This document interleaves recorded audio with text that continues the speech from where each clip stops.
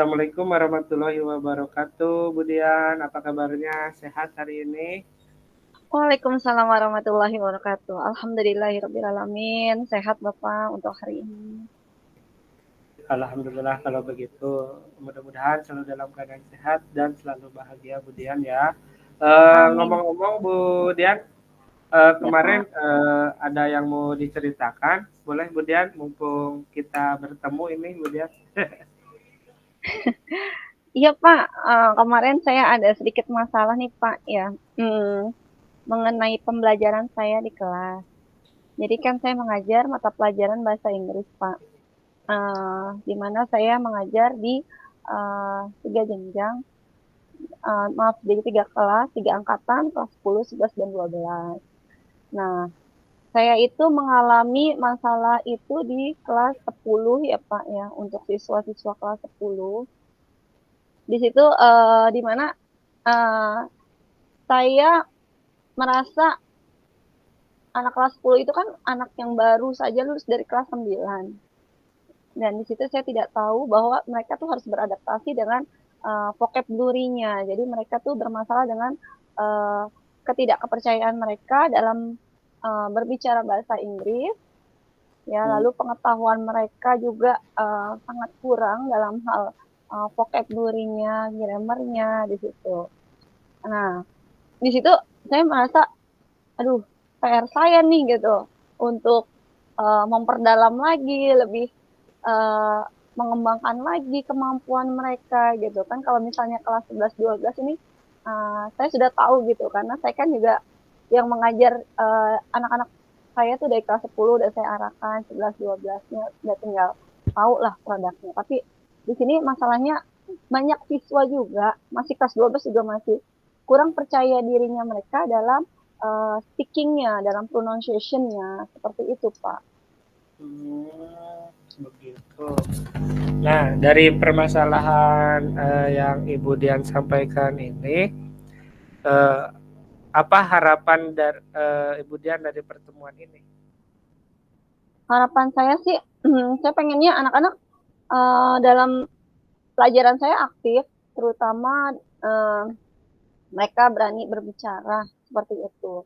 Dan mereka bisa satu sama lain itu intinya tampil ya dalam saat presentasi itu dia bisa berani ngomongnya, lalu pronunciation-nya baik, terus dia bisa ratingnya dalam grammarnya itu dia bisa juga. Itu harapan saya.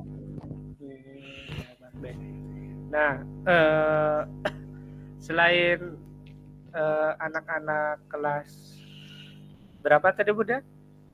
Saya di kelas 10 Pak. Kelas 10, kelas rendah ya kalau ini. Mm. Nah, dari kelas tersebut apakah rata-rata masih kurang berani dalam tampil ke depan? Apa rata-ratanya sudah mulai berani hanya satu dua saja atau hanya segelintiran orang atau muridnya begitu Bu Dian? Oh, ya, baik Pak. Jadi mereka itu tampilnya dari satu kelas nih misalnya 30 atau 36 anak, itu hanya satu atau dua orang saja Pak. Dan itu pun kalau saya lihat ya, saya lihat dulu dari biasanya kan anak tuh suka saya pertama pertama kali itu saya ajarkan biodata dia gitu. Salah satu identitas dia, kalau misalnya di bukunya dikumpulin kan ada di biodatanya tuh. Dan di situ terlihat dari SMP mana. Nah, Hmm. biasanya yang saya lihat itu tuh dari SMP-SMP yang favorit gitu loh.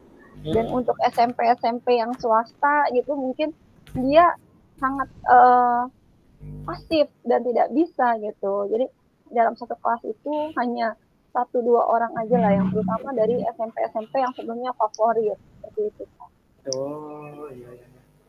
Nah, dari apa dari ke masalah ini mungkin ada beberapa faktor yang menyebabkan anak tersebut untuk tidak berani gitu dalam tampil ke depan, khususnya dalam pembelajaran yang kemudian lakukan sehari-hari. Nah, menurut Budian, faktor apa saja sih yang dominan yang mempengaruhi anak tersebut tidak berani tampil ke depan gitu, Bu? Baik, kalau menurut saya faktor-faktornya itu pertama mereka dari karena itu berangkat dari sekolah yang berbeda-beda ya, mereka belum mengenal satu sama lain, tentunya seperti itu. Mungkin yang baru saya lihat di teman SMP saya mungkin hanya sedikit saja dari berangkat dari sekolah yang berbeda. Terus kedua, faktor mereka itu belum terbiasanya dalam keseharian dia mengucapkan dipraktekkan bahasa Inggris itu dalam keseharian. Itu faktornya. Jadi kan kalau bahasa Inggris itu kan tidak hanya dipelajari saja, tapi kan harus dipraktekkan dalam kesehari gitu loh. Lalu yang berikutnya mereka itu tadi kurangnya percaya diri yang dibilang, aduh saya takut salah gitu. Takutnya pengucapan saya nanti dimarahin atau ditertawakan sama teman-teman. Itu jadi rasa-rasa yang menghantui mereka itu faktor-faktornya salah satunya. Seperti itu sih Pak yang menurut pengamatan saya di kelas. Ya, ya.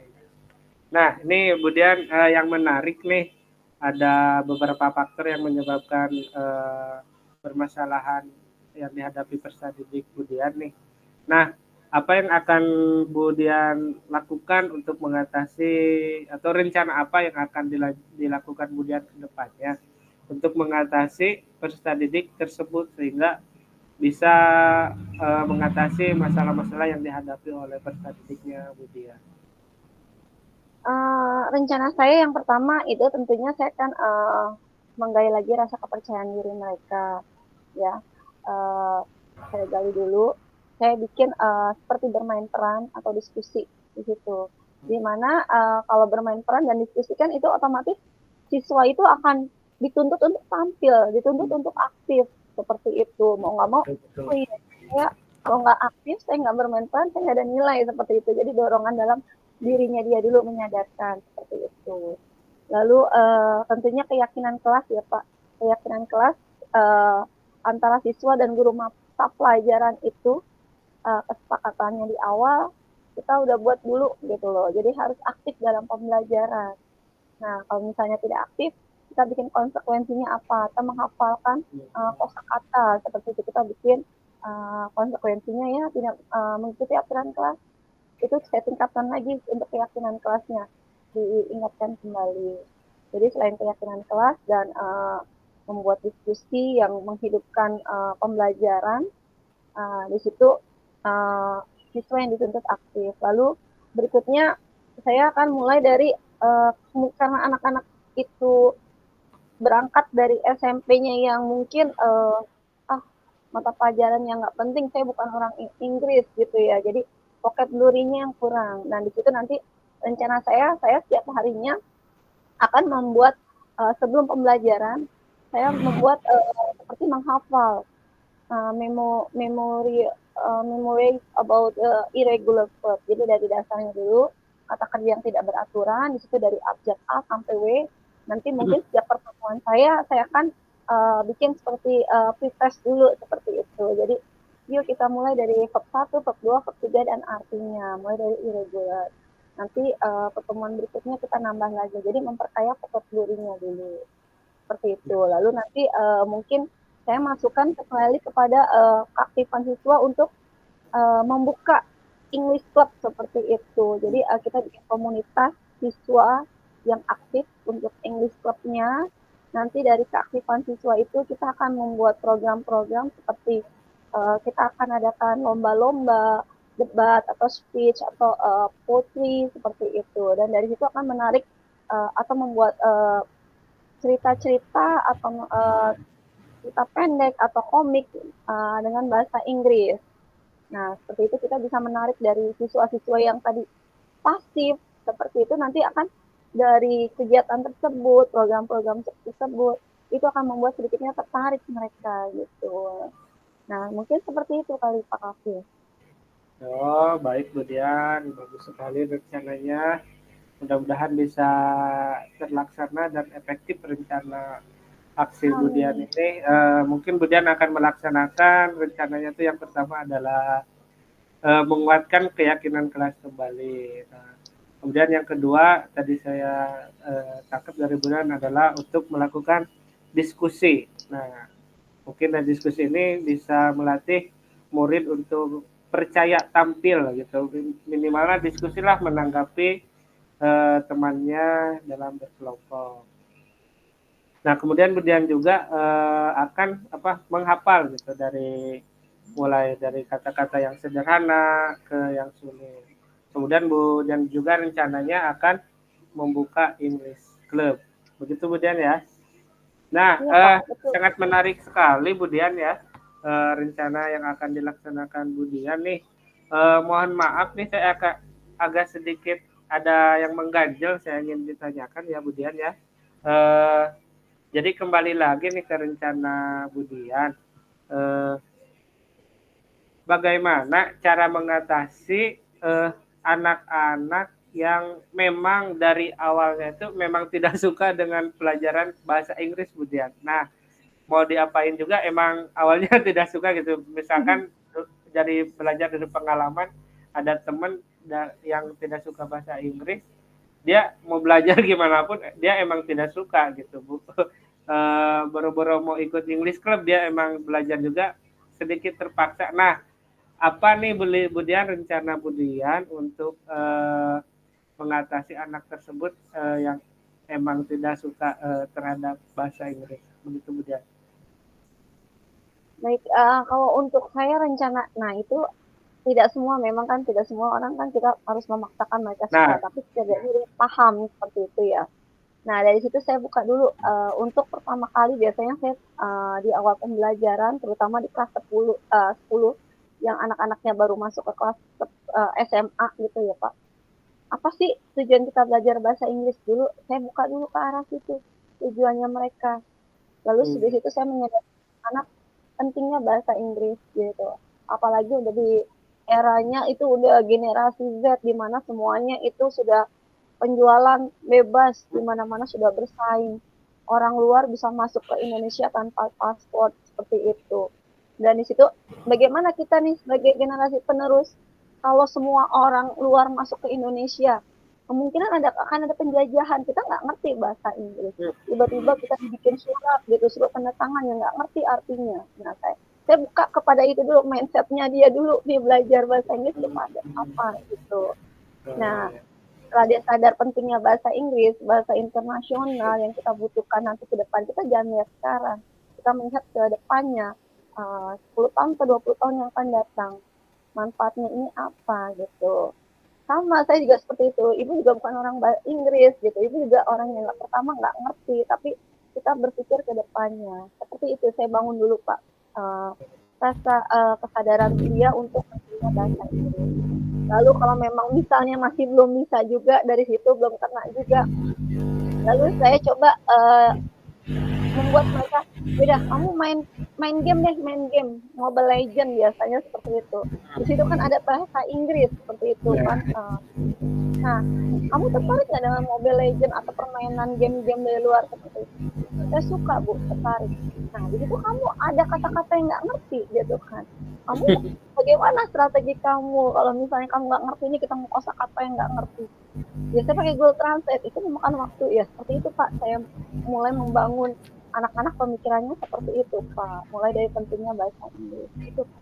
Oh ya, benar. Jadi lebih ke memotivasi anak tersebut ya dengan manfaat-manfaat apa yang bisa didapat setelah berlatih bahasa Inggris.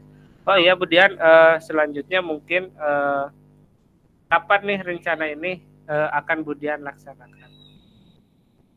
Baik Bapak, rencana saya untuk merealisasikan rencana saya itu yaitu untuk diskusi dan keyakinan kelas mungkin itu akan saya rencanakan setiap saya pembelajaran gitu. Jadi ada materi-materi yang memang saya rasa itu untuk kita praktekkan gitu. Kalau misalnya bermain peran naratif itu berarti disitulah rencana saya akan saya masukkan untuk aktifan siswa. Lalu untuk yang English Club itu saya rencananya itu saya akan membuat satu buah proposal mengajukan berdirinya klub baru semacam eskul ya Pak. Itu saya akan mulai dari kepada uh, seperti pejabat-pejabat mulai dari wakur gitu. Saya akan mengarahkan saya ingin membuka English Club untuk anak-anak ini menampung anak-anak yang aktif seperti itu. Itu insya Allah segera saya akan realisasikan agar nanti ke depannya di tahun ajaran baru ya, insya Allah 2024-2025 itu bisa terbentuk English Club-nya seperti itu Pak. Baik, Bu Dian, sangat luar biasa rencananya. Mudah-mudahan berjalan dengan baik. Saya tunggu laporannya. Apakah murid tersebut sudah berubah apa tidak setelah rencana Bu Dian terlaksana ini. Saya tunggu Bu Dian ya laporannya. Terima kasih banyak. Percakapan hari ini sangat luar biasa. Semoga kita diberikan kesehatan selalu dan kelancaran dalam praktek pembelajaran kita sebagai guru ya. Amin, amin, Semoga amin. semuanya diberikan kelancaran. Terima kasih Bu Dian. Amin. Ya, sama-sama Bapak. Assalamualaikum warahmatullahi wabarakatuh.